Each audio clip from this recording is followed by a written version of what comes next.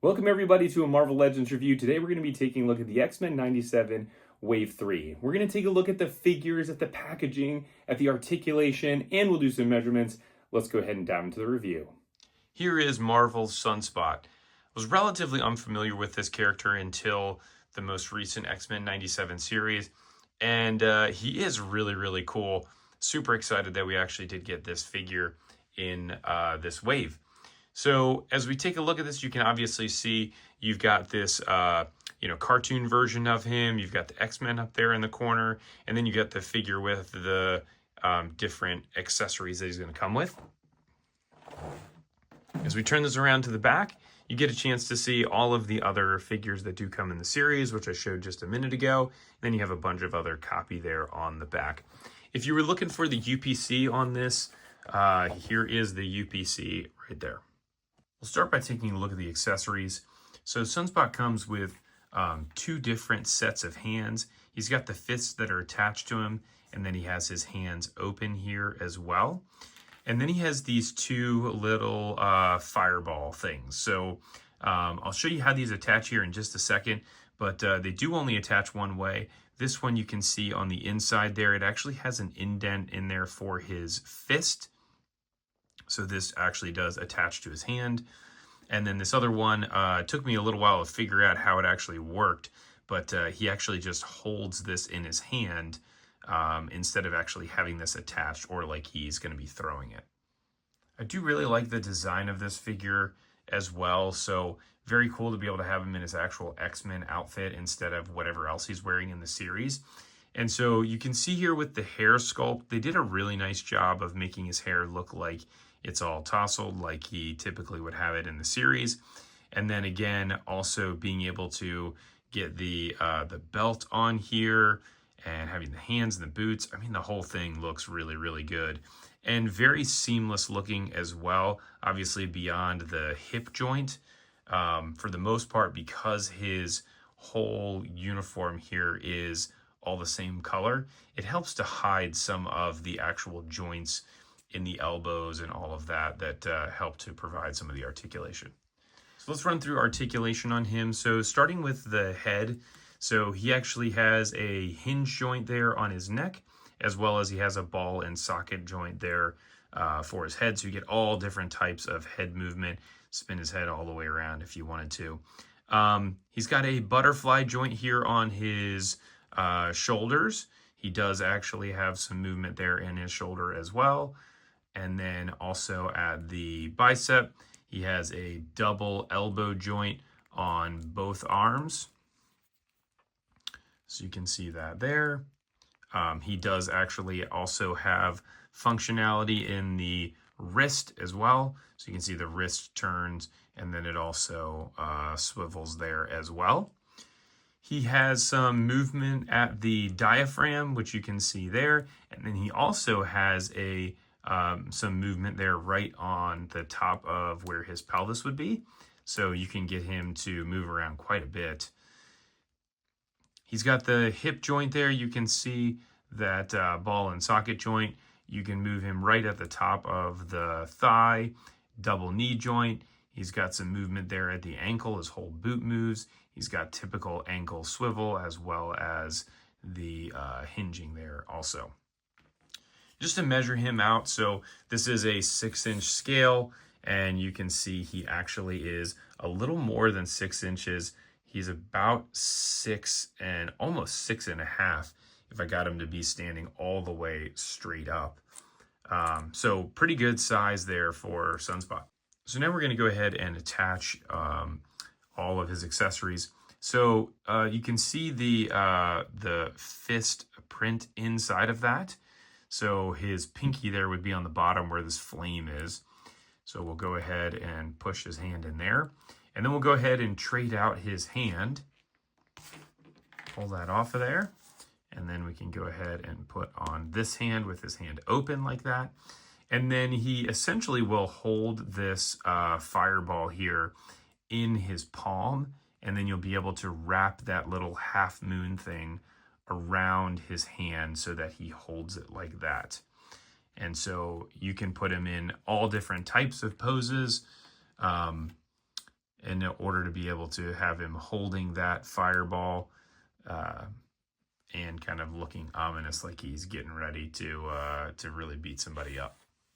Now we have Emma Frost from the 97 series. So you can see obviously that cartoon image of her. You get her here as well as all of her different accessories and that extra head. Spin this thing around to the back. We get a chance to see there is the figure itself with the other ones that come in this series. And then again, if you're looking for the UPC for this one, there it is.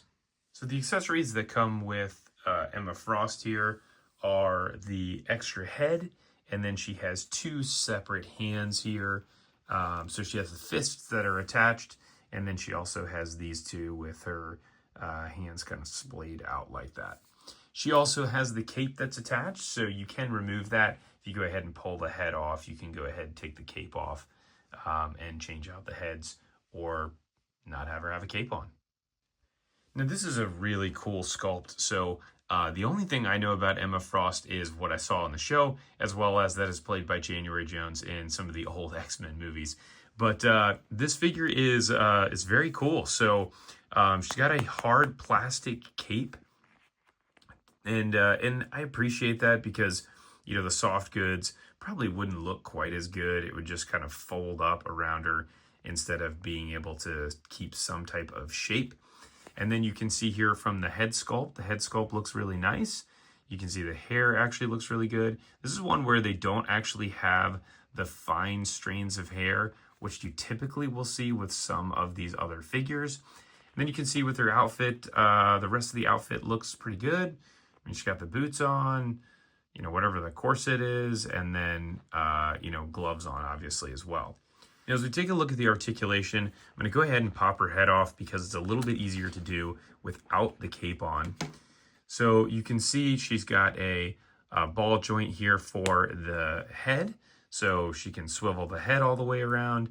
Actually has some neck movement in there as well. It's a little bit challenging to get that to move, but there you go. There, it's moving. She's got some shoulder movement as well, so you can move the arms out like that. She's got some twist there at the bicep, double elbow joint. She's got the wrists that move as well. They hinge and they swivel. There is just a very little bit of movement here, actually right at the bottom of the torso and at the top of the hip. I mean, you can just barely move it. There's not a whole lot of movement there. Then you've got the movement at the hip. You've got the swivel at the leg. You have the double knee joint. And then for the boots and the foot, there is just a very tiny bit of movement there side to side, and then it does hinge back and forward. Now, it is always interesting to me with these figures, how and when they decide what figures are going to have what type of articulation. So it's interesting to see that there is very little torso articulation in this figure. I would have really liked to have just a little bit more to be able to pose in different positions, but either way, that is that. So here is the alternate head option that you have with the hair kind of blowing in the wind, as well as with her hands kind of splayed out like that. And the extra head actually does look really nice. I like the action movement there of the hair relative to it just being relatively stationary. And then you can see also that her lips are parted slightly, so you can see her teeth. Eyes look really good. Eyebrows look great. I mean, overall, I think this figure looks fantastic. While it's not really one that I would typically get, it's really cool to be able to have in the X-Men 97 series. Now, one of the other small issues that I do have with some of the female figures that Marvel has is that her heels are just so narrow. It's very difficult to get her to stand up. Now, fortunately, I've got her in a position right now to where she can stand pretty easily. But sometimes you do run into that with some of the heels, and you actually do need a figure stand to be able to get them to stand upright. Here is Marvel's Cable. So one of my most anticipated figures that I wanted to get out of this series. So pretty cool image of him here on the side, as well as all of his weapons and accessories. And this thing is really heavy. So I was surprised as I picked this thing up how big it was. Now, there is a picture of the figure as well as the other figures that come in the series. And then if you're looking for the UPC, there it is. Cable comes with a couple different accessories. He's got his two guns here, so this one massive gun and then another smaller one. He's got two different sets of hands. So he's got a fist. He has a hand here that can basically hold on to the bottom of the gun. And then he has two trigger fingers here, so right hand and left hand. And then he has these two blast effects as well. So the crazy thing about this figure is this is just a standard figure that comes in this series, but he seems almost like a deluxe type of a figure considering all that comes with him. The deco on this figure looks really cool as well. So if we take a look just at his face sculpt, the face sculpt is really well done. The eyes look great. His eyebrows look good. Even that little mark there on his eye looks nice. His hair is also very well done and well sculpted. And then again, just all of the different details on his body and on his arm. I mean, it all looks fantastic. Very similar to what we're seeing in the show, which makes this figure a must-have for any Marvel 97 fan. Now we'll go ahead and take a look at the articulation here. So his head does get obstructed here by this collar around his uniform, but he can move his neck down like that, and he can swivel, so his neck is on or his head is on a ball joint there, which has some versatility to it. With his shoulders, he can move his arms out about this far, maybe even just push it a little bit further, but because of this big shoulder pad there, it blocks his arm. He does have some movement there where it swivels. He's got the double elbow joint, and then he has the wrist function as well. The other thing about this figure too is he's got this movement here at the diaphragm. So this piece that comes down along here, this is great actually that they have the ability to move the diaphragm. I do really like that in a lot of these figures. And so even on the back, you can see it's kind of cut right there so that way you can move him forward and back and then still have that look decent. He then has a little bit of movement here at the waist as well, so he can turn. And then we have his movement at the hip. We've got the movement there at the thigh. He's got a double knee joint. And then he also has some functionality here in the foot where his ankle moves like that. And then he has a little bit of a swivel on there too. I do want to measure him really quick because again, he is a very big figure. And so he is just about 7 inches tall. Now that's a little bigger than what some of the other figures are, which Cable is a bigger character anyways. So it's pretty cool to be able to have them somewhat in scale with one another. I've got him here with his hands in the position, kind of like I was saying earlier, where he's got the one hand that's kind of cupped to be able to hold the bottom part of the gun. And then his other trigger finger hand there is holding this. And this is what the blast effect looks like. So on the front of the weapons he's got, there is that little peg hole. And so you can just go ahead and insert this on here, which is a pretty cool feature to be able to have with this figure where you can actually be able to have these like they're firing and be able to have some type of action effect to it. Now, when you're using the bigger gun, one of the things that you have to do in order to be able to get this to basically stick in place is to be able to get his elbow bent enough to be able to hook the back of the gun underneath this shoulder pad, because ultimately what ends up happening is this thing is so heavy that it just pulls the arm forward and it's hard to have it held in this position. And then also with the figure that I've got, just this wrist joint is very loose, so it just kind of falls over like that. Now I'm able to position it in a spot where it's able to stay more upright, but I'm not sure if anybody else has that problem. If you do, go ahead and comment below. Love to know some ways to be able to fix that if that is the case, and so that he can hold this a little bit straighter without having to worry about it tipping over. Here is Marvel's Logan. So this is pretty cool that we got another version of Logan from the series. There are, I think, a handful that we're going to be able to get out of that because there were so many in X-Men 97. But you can see he's obviously got his jacket on, and you can see his accessories on here as well. Really cool image of him from the show. Spin this thing around to the back, you get the other figures that are in this series. And then if you're looking for the UPC, There it is. Logan has a couple different accessories here. He's got his 2 hands that have the claws out. He also comes with a fist here, and then he has another hand which is in kind of this grip like he is holding these playing cards. So he just has some playing cards as well. So they say Xavier on the one side, and then it looks like he has got a straight here, a straight flush actually, 8 through queen of spades. Now, if we take a look at the articulation here for Wolverine, or for Logan, I should say, he has got a hinge here on his neck, so he can move his neck down like that. And then he does have a ball and socket joint on there to be able to move his head around more. He does have this jacket on, which can be a little bit restrictive here on some of his arm movement, but you can see he gets his arm way out there to the side.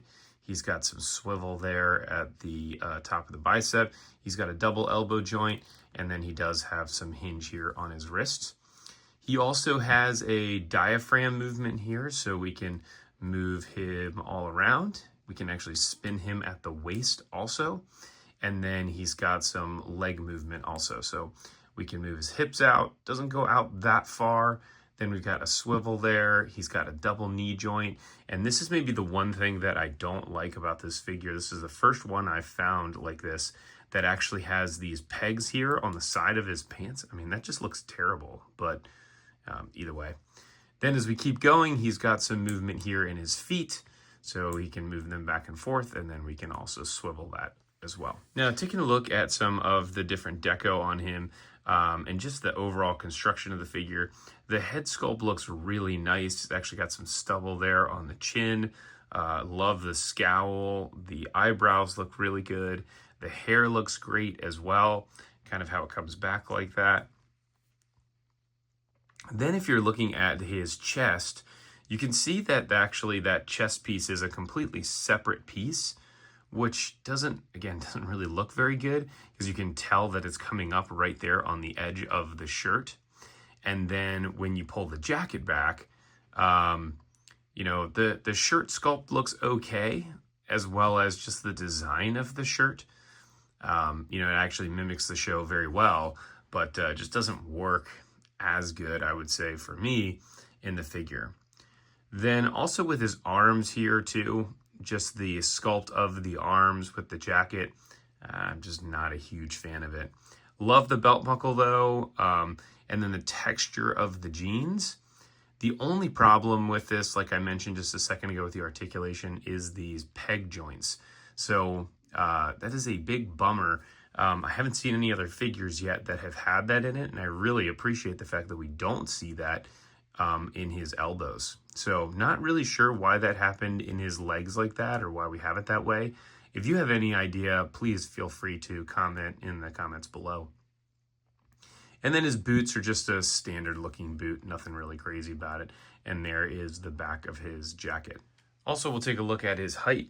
So he is about 5 3/4 inches. So the one thing I found here with this figure too is that with the cards, he actually doesn't really hold them in his hands. They just kind of set on that that hand that is open like that. You can't really get it wedged in there to where he's actually holding the cards. But that is how you would go ahead and pose it if you wanted to have him holding the cards. Now we have Marvel's Morph. And this was a figure that I really didn't know much about this character until the series. And as soon as I saw him, I was thinking, man, that is going to make a really cool figure when we get one. And now we have it. So we get a really cool image of him from the cartoon, and then we get a chance to see him in the package with all of his accessories. Turn this thing around to the back. Just like with all the other ones, we get a chance to see all of the different figures in the series as well as himself. And here is your UPC. Morph's accessories here are 2 different head sculpts, and then also 2 different fists, and then he has obviously his 2 hands that he has there already. Looking at the deco of this figure, so he has got a really great looking head sculpt here. They've got the shadow there right on his nose, so when you see him in the show, it's a little more obscure, just kind of looks like he doesn't even have much of a nose. but I love the smirk that they've got on his face as well. And then you can see there's nothing really there on the back. His jacket actually looks really nice too. So it is just this soft plastic material.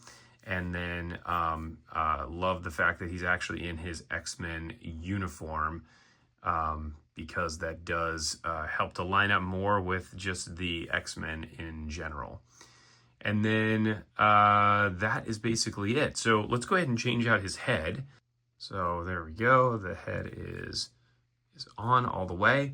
And so even though we do have the head on here, because that neck is gray, it does look kind of weird. Doesn't really look quite as good as I would have expected it to look as we're changing him out. So this actual head sculpt though, again, does look really nice. So it doesn't have quite as much detail in the hair, just much more detail in the face itself. And then let's go ahead and change it out one more time. So we'll change it out with our agent's head here. Okay, I was able to get the head on. And so again, kind of the same thing. You've got that gray neck there, which you can see does have still all of the same articulation there. And that head is on there really tight. So it doesn't have a whole lot of play with it. I'm sure it'd be loosened up if you just go ahead and pop the head off and on a couple times. Again, sculpt on the face there looks pretty good. Lacking quite a bit there on the hair. It doesn't really have any detail to it. Just kind of like a flat looking haircut there with no grain to his hair at all. If we look at the articulation here, he has got quite a bit of movement actually. So his neck is on a hinge joint. And then his head is also on that ball and socket, like always. His shoulder does come out to the side like that, and it does swivel. He's got double elbow joint, and then also he has some movement here with the wrist. He has a ab crunch here, so you can see how his torso is oriented, so he can crunch forward like that. Also has a swivel here at the hips. His actual hip joint will come out like that quite a bit. He's got some rotation there at the thigh. He's got a double knee joint. He's got rotation at the boot, and then also has some movement at the foot and at the ankle. So he has got quite a bit of movement to him. You could probably post him in all different types of positions. And cool to be able to have this figure where you could change out heads with really any figure because he can morph into anybody. Now we'll go ahead and measure morph. And he is right at 6 inches. So another figure that was highly anticipated for me. I really wanted to get one of the classic Jubilees that was in the 97 series, and very excited to be able to have this now. So you can see obviously the figure with all of the accessories, and then we turn her around to the back. We get a chance to see the other figures in the series, and here is your UPC. Jubilee has a couple different accessories that come with her. So you have 6 different types of hands. So you can see she has a fist and then one hand that's already on there. Then you also have this hand here with her fingers out like that. And then you also have a hand to be able to hold the cup.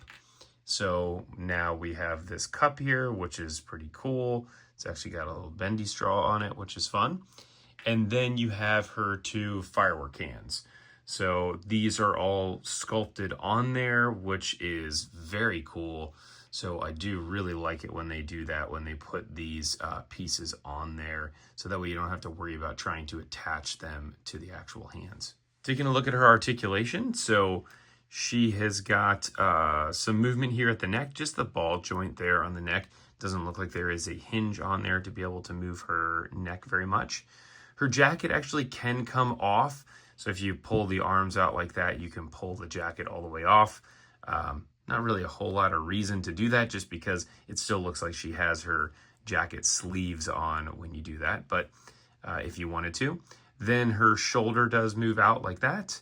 You have a swivel there at the bicep. You've got your double elbow joint, and then you also have the wrist movement. Now, from a torso perspective, so she does have some diaphragm movement here, which is great to see. There is no swivel at the hip. She has some movement there with the actual hip joint itself, swiveled at the top of the leg. You get the double knee joint, you get the swivel there at the boot, and then you have a hinge there on her foot, as well as the ability to twist it side to side. So here she is holding that cup, and you can see you can just about get it up to her mouth. Because of the position of the actual straw, you can't really get it really close to her lips to make it look like she's drinking it. I mean, I'm sure you could probably get very close, but this would generally be what it looks like to have her with that cup in her hands. With the firework hands, the only thing that I have here that I'm not super crazy about, so if you have it where her hands are turned like this, you can actually see some of the detailing here on the exterior of the top part there of the firework display. But then if you had her with her arms out like this to the side, you actually can't see that because it's the underside of it. So obviously you can pose this in lots of different ways, but it's still very cool to be able to have the fireworks hands on there, so that way you can really display this thing in lots of different action poses. Taking a look at her height here, she is about 5 3/4 inches.